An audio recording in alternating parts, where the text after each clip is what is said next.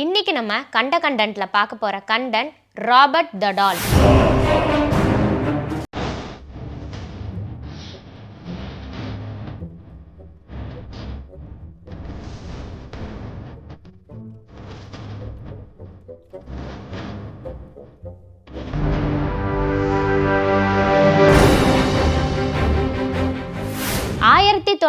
1905 1910 இந்த டால் உருவாக்கப்பட்டிருக்கு.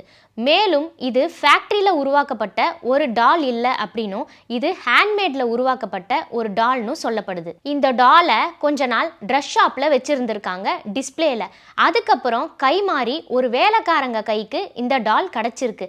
அவங்க வேலை செஞ்ச ஓனரோட பையனுக்கு இந்த டாலை அந்த வேலைக்கார லேடி பிரசன்ட் பண்ணியிருக்காங்க. அந்த பையனோட பேர் தான் யூஜின் ராபர்ட் ஓட்டோ. அந்த பையனுக்கு இந்த டால்க்கு என்ன பேர் வைக்கிறதுனே தெரியலையா. அதனால தன்னோட பேரான ராபர்ட் அப்படின்ற ஒரு பேரை தான் இந்த டால்க்கு வச்சானா. இந்த பையன் வயசாகி இறந்து போற வரைக்குமே இந்த டால் அவன் கூட இருந்துச்சான். அதனாலேயே இந்த டாலை ராபர்ட் த டால் அப்படின்னு அழைக்கிறாங்க. யூஜினோட கைக்கு இந்த டால் கிடைச்சி ஒரு வாரத்துல அவனுக்கு பயங்கரமான ஒரு இன்சிடென்ட் நடந்திருக்கு. அவன் நைட்டு தூங்கும் பொழுது அவன் பெட்டுக்கு பக்கத்துல இருக்க ஒரு சேர்ல இந்த டாலை வச்சுட்டு தூங்கியிருக்கான். மிட் நைட்ல முழிப்பு வந்து கண்ணை திறந்து பார்த்தா அந்த டால் இவன் பெட் கார்னர்ல வந்து உக்காந்துருக்கு.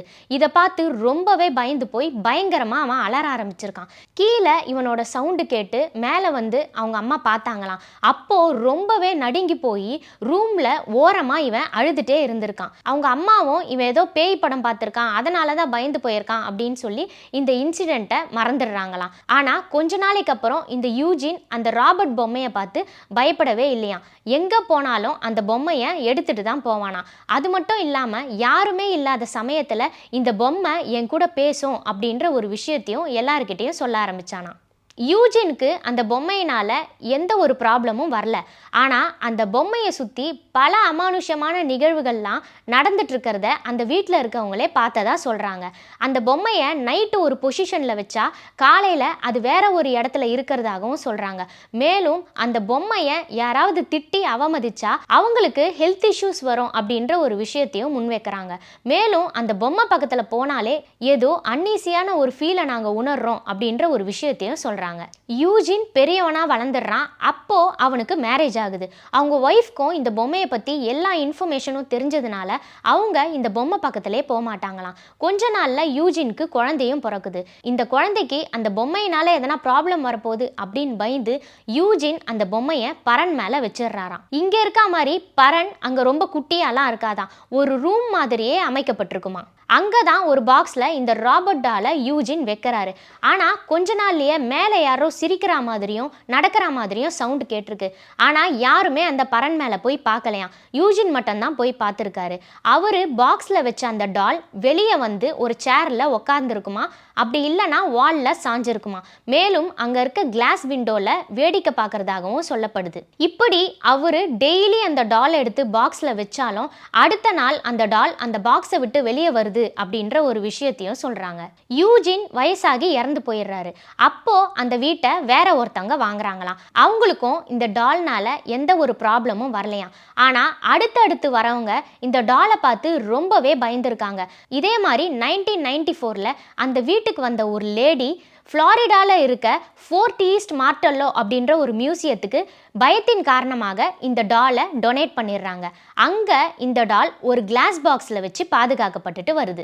ஓகே, இந்த டால் ஏன் இப்படி ஹண்டட் டாலா மாறுச்சு அப்படின்றதுக்கு ஒரு கதையவும் முன்வைக்கிறாங்க. அதாவது வேலைக்காரங்க தான் யூஜினுக்கு இந்த டாலை கொடுத்துருக்காங்க அப்படின்னு நான் ஏற்கனவே மென்ஷன் பண்ணியிருப்பேன்.